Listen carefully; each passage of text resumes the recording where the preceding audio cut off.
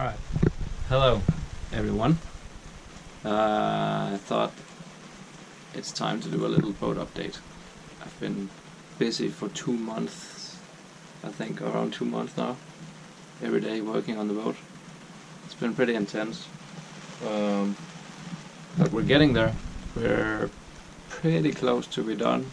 We need to mount this big gooseneck back onto the mast, and there's a lot of holes here for screws. I bought some new screws today and they're bigger than the older ones, so I need to tap new threads into the mast. So that's actually the next project, but I don't know if you can see it, but it rains. Super rainy here. I don't want to be outside when it rains. So probably gonna find some small projects, some inside projects to do. Head down to the heat. It's nice and warm in here.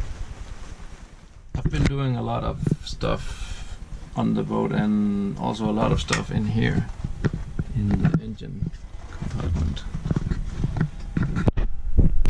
So far this is how the engine room looks. I've changed some of the insulation. I want to change it all, but I'm doing it in small steps because it's pretty expensive and it's also a lot of work. But all the silver is the new one. The old one looks like this, and it's basically falling apart and making the room very dusty, so I want to get rid of that. But some of the things we've done here the last couple of months has been to install this ELCI breaker on our shore power, and to go with that I installed our isolation transformer. So that's ready to protect the boat. And then I redid the whole grounding system and made like a negative bus bar here together with the shunt for our battery monitor.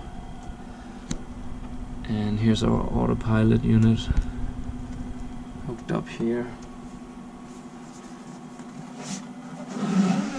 So that's pretty neat now. But of course this part of the engine room still looks a bit old, and yeah, I'll deal with that later. I put up a new pre-filter. It's a Raker MA 500. It's a turbine water separating filter for the engine. Those are really good, and it's super easy to change the filters because you just open the lid on the top right here and then pop it out. You don't need any tools or anything, and you can do it in an emergency if you need to do it fast. I also hooked up the preheater. It's never been hooked up, but I thought why not just hook it up. There's a preheater here on the inlet, the air intake here. So I hooked the wires up to a relay, 20 amp relay that runs up here, and this is the back of the engine control panel, and you can activate it from there. So at least if we get into troubles with starting in cold weather, we have the preheater. The next thing we fixed is underneath here.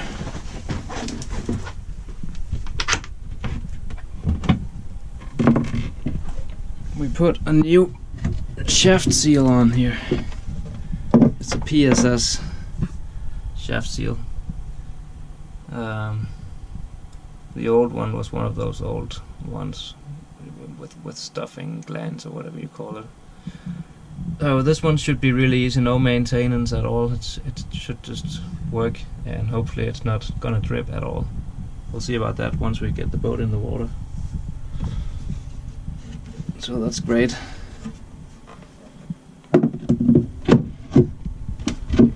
And it's very easy access to the gearbox here for doing changes, filter changes and oil changes.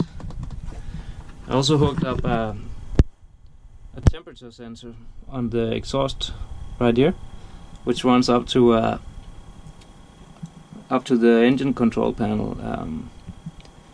Actually, I'll go up and show you right now. It's probably easier. The idea is that I then can have an eye on the exhaust temperature, because if something clogs up the water pump, the exhaust temperature will rise. So I put on.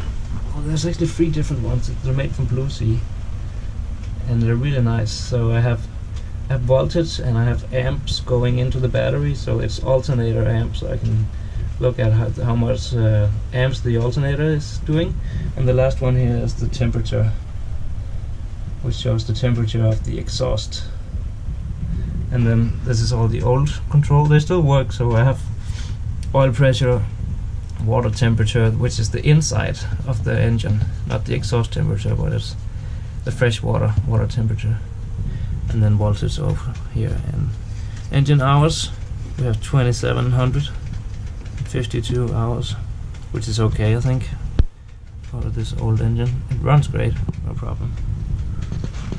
So if you go over here, you can see that we have 100% battery here. It's full now because the charger is on, so it doesn't. This would show how many hours you could discharge the battery, but we are not discharging right now, so that's why it's not saying anything. That's the voltage. This is the amps. So right now there's 0.1 going in, so it's so little that it doesn't even do anything. It's just maintaining.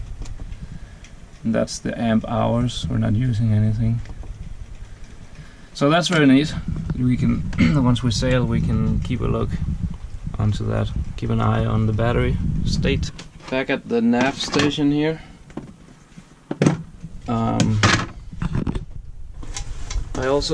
I actually changed almost everything. There was an old VHF radio before, but I changed that also. So I put in a new VHF radio, which is this one. And it has AIS, and everything is hooked together. This BNG chart plotter is hooked up together with this one on network, on the NEMA 2000 network. And in here behind this panel I also have a Wi-Fi gateway for NEMA 2000, so I can hook up my laptop and I can use OpenCPN, and I can get AIS and GPS position, and basically all the information that I have on these units I can get on my laptop also.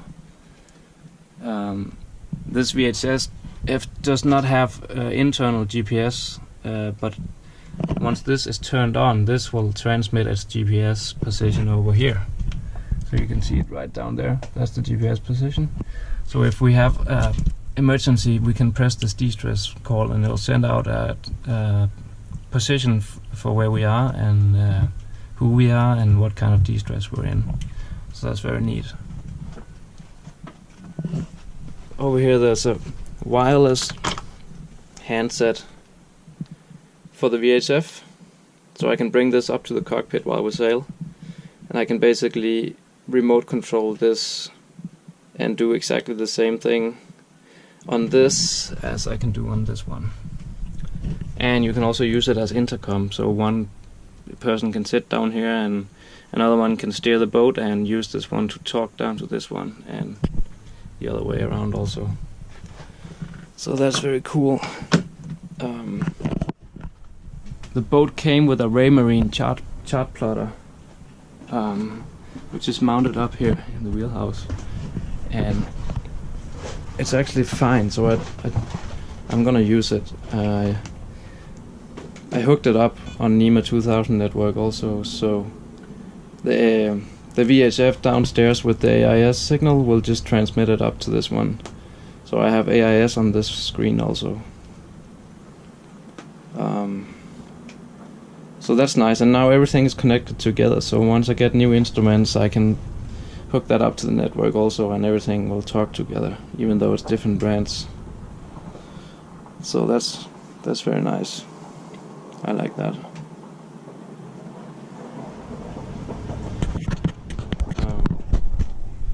These instruments are really old, but it looks like they're working, so we're gonna use them for now. We'll see. It's the ST50, I think it's called, this, or 40 maybe, 40 I think, ST40 series. It's pretty old, but it works.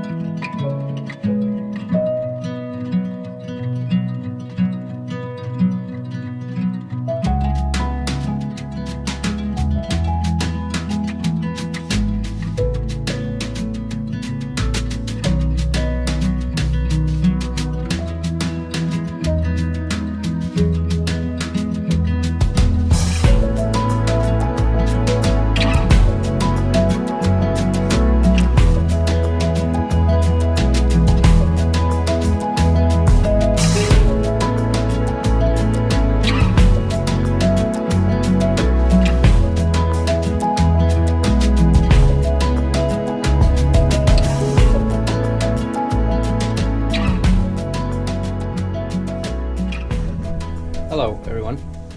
I have a little project here. This is my night project for this night. This gooseneck needs to be mounted on my mast. And I just talked to my rigger, Dan, who's a really nice guy, and he told me that I should get this heat shrink tape and put on the inside of the gooseneck so the tape will protect and isolate against corrosion between the stainless steel and the aluminum mast. So I'm just cutting pieces out and putting it on here, and then we're gonna go out to the mast and drill some holes, tap some threads in it, and put some new screws in and mount this bastard. Alright, this is the mast. This is where the gooseneck needs to be mounted. All of these holes I need to drill out and tap them, because I need to put bigger screws in, so we can mount this one here. So I'm gonna use some 5200 on the screws to make sure that they never fall out again. And I've got some drills and some taps, so let's get to it.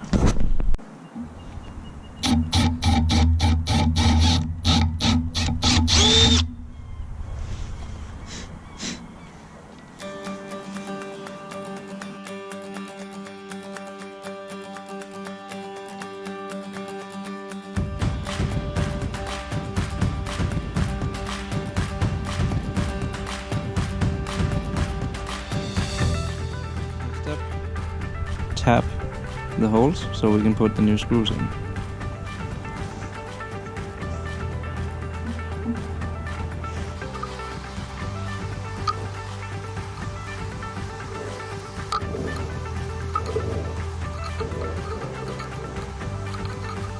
So you give a little quarter turn and then a whole turn back, because you want to get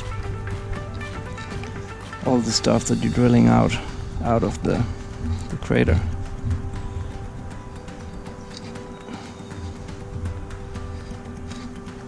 A little bit in, twice out.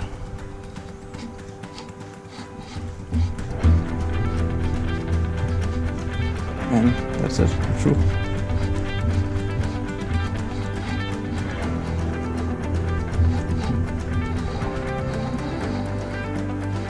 That's one. 26 to go. So some time has passed here, and I actually finished mounting this. So I just drilled the holes, tapped new threads in, and mounted new screws, and gave them a bit of 5200. The 5200 also makes sure that the stainless steel is kind of insulated from the aluminum, so it doesn't corrode, and then it also just adheres or whatever you say, so they should sit there for a long time, don't fall out.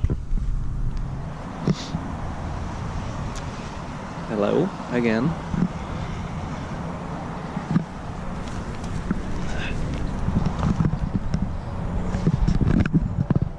I'm out here at the mast, and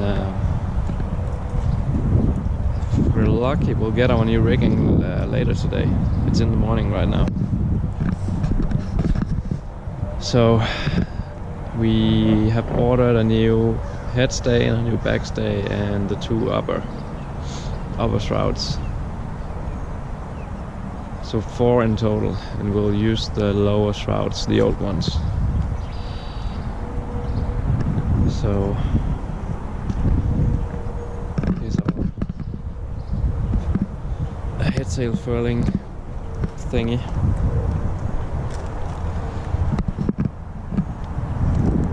And the rest of the masts.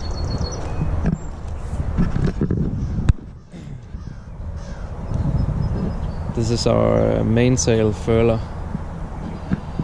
That's the bracket that I had to mount for that.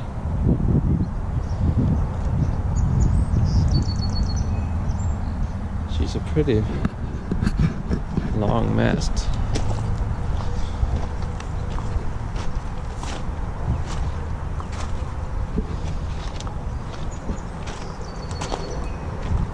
We changed all the wiring inside the mast and changed all the lights. And up here there's a new angle light. We're gonna put a new VHF antenna on also.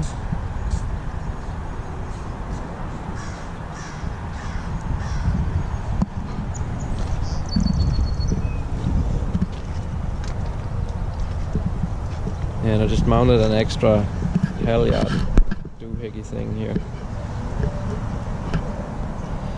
Although the rope is pretty thin, I guess I should have bought some thicker one.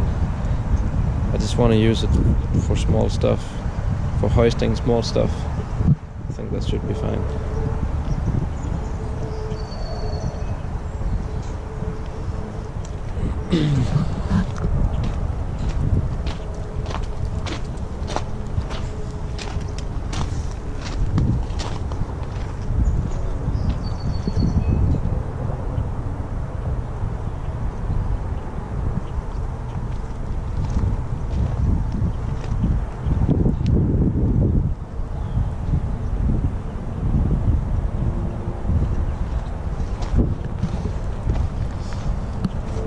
Here you can see all the wires in here.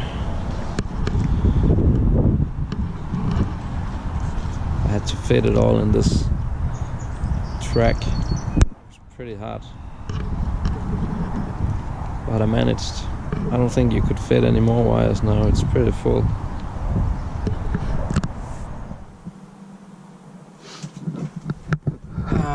Today is June 11, and that means that Michelle and I are gonna get married in around 2 weeks from now, and I'm still stuck in the yard with the boat here.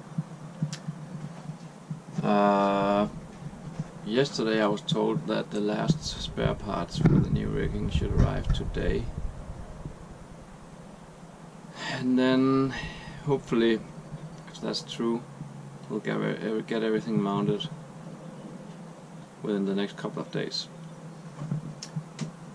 and then hopefully we'll get out of here before next week, I hope, because it would be really nice if we had some time in our new marina before the wedding and all the guests arrive.